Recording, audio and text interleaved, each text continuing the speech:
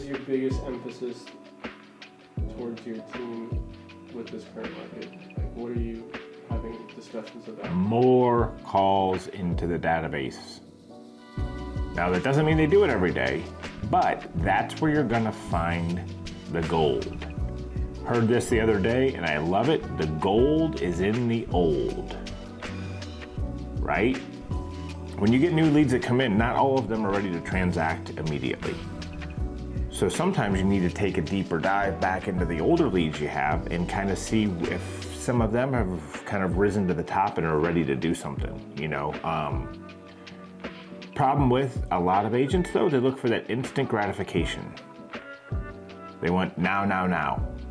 And that's one of the perks we have being at the Hiller Group is we have a Zillow Flex account. So our agents are able to get incoming Zillow calls. We get 90 to 100 a month. And our agents are able to go out and work with those Zillow buyers, you know, pretty quick. Good and bad, right? Immediate business, because they're out moving around, showing and everything else, but bad because not every single Zillow lead transacts either. And it takes a while for agents to realize that. Sometimes you got to funnel through even the Zillow to see where the good leads are, right?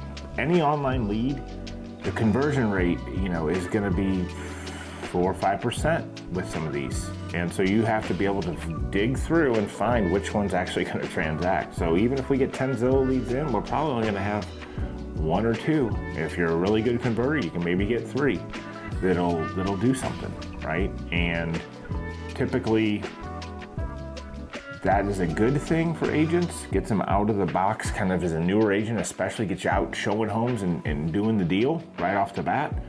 But it can also be a bad thing because it makes agents lazy. It can create very bad habits thinking the phone's always going to ring. So right now, even though we got incoming Zillow leads, it's nowhere near the amount we were getting last year, right? And the buyers aren't as serious. It doesn't mean just because they're a Zillow lead, they're going to be a better lead, always. Right now, the consumer's saying, hey, these rates are a little bit higher than I want to pay because of what my neighbor bought for, you know, a couple years ago or 2 years ago, 1 year ago. I'm kind of just testing the waters right now. We got a lot of people right now just kind of dipping their toe in there. And so what that means is a lot more work. The agent's got to continue and have a good follow-up plan so they can make sure that they're continuously staying in front of that lead until they're ready to transact. And that doesn't mean just bothering them with, hey, how you doing? You ready to buy a house yet? Come on, let's go. No, you got to provide value. Give them market updates. Give them statistics, what's going on in a particular neighborhood. Take the time to get to know your client. The last couple years, I mean, I'll be the first one to admit it, we probably didn't spend enough time getting to know our client as much as we have in the past.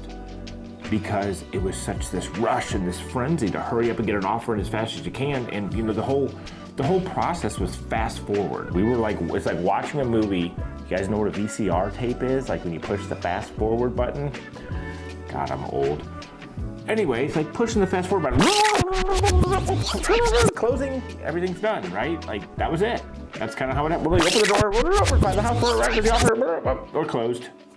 Like now it's, hi, my name is Mark. This is the home buying process. I know it's gonna take a while for you to make a decision.